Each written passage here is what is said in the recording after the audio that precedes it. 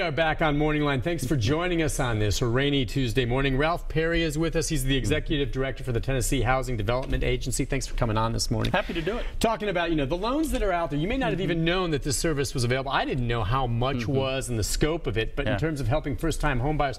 Before we get to a couple calls on the lines, and the lines are open, 737-7587 if you want to jump in. What is the definition of home? Because I was asking him during the break. Could that be a townhouse, condo? Sure. Yeah, I mean, a single-family home, that can be single-family detached. It can be, half of a duplex.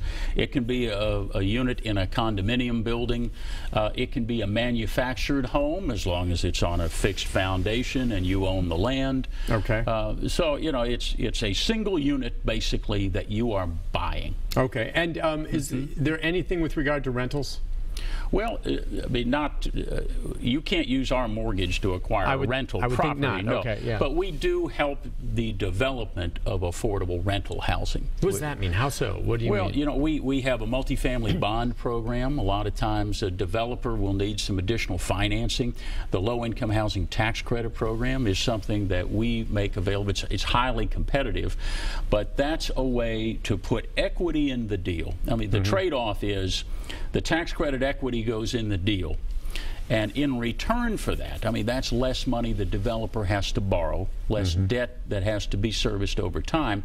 So the trade-off is the developer will promise that for the next 15, sometimes 20 years, that's going to be an income-restricted and rent-controlled building. Give an example. You've been in the Gulch. Yep. You've passed a place called Laurel House. I'm sure I have. Yeah. Okay. It is an apartment building. It was built with the help of low-income housing tax credits. Okay. A single mom can get a two-bedroom apartment there for about $650 a month. Okay. Which is less than half of what's going on. There are and that's for rent. Excuse me for interrupting, but rent, and aren't there also units that sometimes based on that development they have to be sold for less as well? No, those with the tax credit program, those are rental. Okay, all rental. Those are long-term rental, and there's a lot of inside baseball on how the money moves around.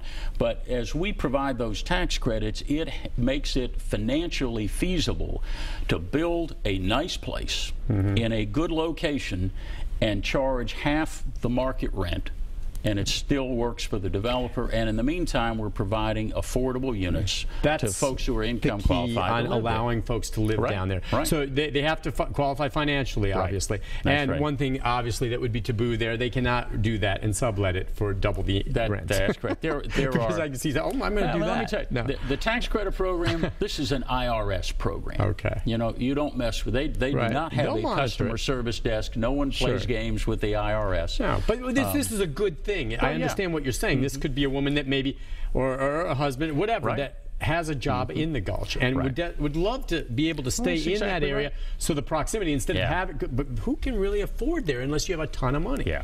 I mean, that's the challenge. I think it surprises people that, I think too often when we say the words affordable housing, someone out there is picturing in their mind's eye the projects. A place that's going to wreck the neighborhood and make things unsafe. Well, what we're talking about are places like Laurel House in the Gulch, a couple of those properties up on Rolling Mill Hill, those new apartments up on Woodlawn Street, I think it's off 7th or 8th on East Nashville, one of those new buildings on Jefferson Street near the ballpark. Those were financed by tax credit properties. They're nice-looking places. You wouldn't know that they're subsidized. The other thing that's important to recognize is who lives in those places. If your son or daughter graduates from college and her first job pays her $13 an hour, she is income qualified to live there. This is housing for people who are working, not making a great deal of money right off the bat. Grocery clerks, nursing techs, preschool teachers, the server at the restaurant where you had dinner the other night, a lot of the folks who work in these hotels that we're building. These are people you want and need in your community. Affordable housing, the reason it's important for every community is because housing and economic development go hand in hand. And if you're trying to attract jobs to the community, one thing you have to be aware of is, do you have housing that's affordable for the jobs that you want to bring in? I've got a little sign at the office that reminds me that houses are where jobs go at the end of the day. And if you don't have that housing base here, it's going to be harder to get the jobs. Or if you do get them, you watch them commute to the next county every night, taking their tax dollars and their disposable income with them, and causing a little more traffic. Yeah, it's just more congestion. That's one of the answers to the congestion issue. And again, the more I was thinking about it, Laurel House, it's right there in the Gulch. There are some units there that, if you qualify, could be $650 a month. Right. That's incredible. That really is. I mean, because think how expensive rent is in general. I'm guessing it's a studio apartments, or are they? No, I mean they're regulars. They're regulars. So there's got to be a waiting list for that. Am I right? Oh, I'm quite sure there is. Yeah. I'm quite sure there. I don't know how many units there are. How many?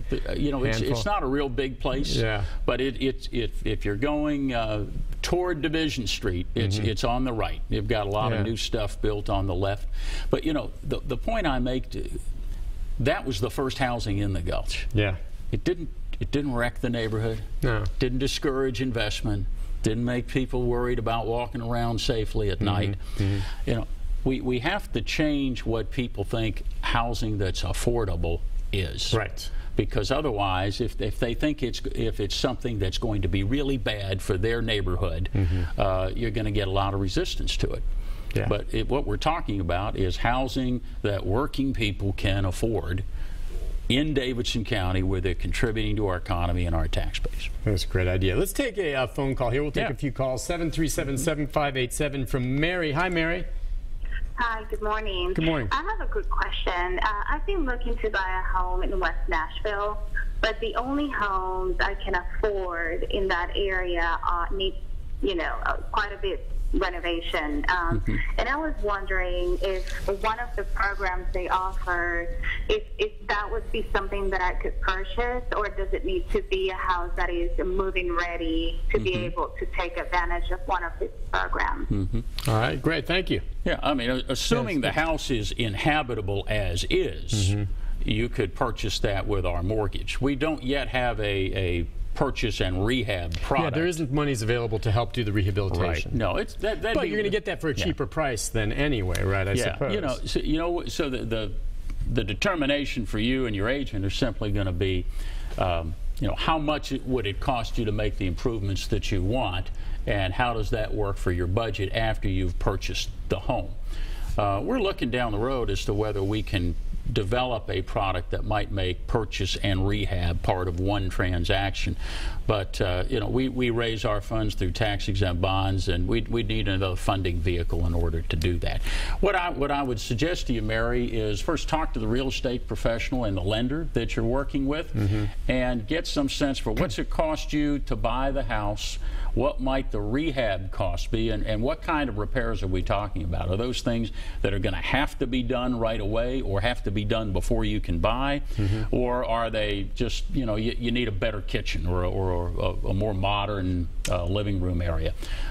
Get some advice along those lines, and I think that'll put you in the right track. Now, you said, I think the interest rate right now from these loans through your program is 4%? Yeah, for us, we're at 4.1%. Okay. Now, remember, folks will go, well, gee, I saw something lower in the paper, and you did, but, the rate that's in the paper, that assumes that you're coming in with a credit score real high in the 700s, and that you've got 20% down, or that you've got equity from. That's not our typical customer. Our typical customer has a credit score closer to 700 and does not have 20% down. And in fact, is coming to us because we can help with the down payment and closing cost.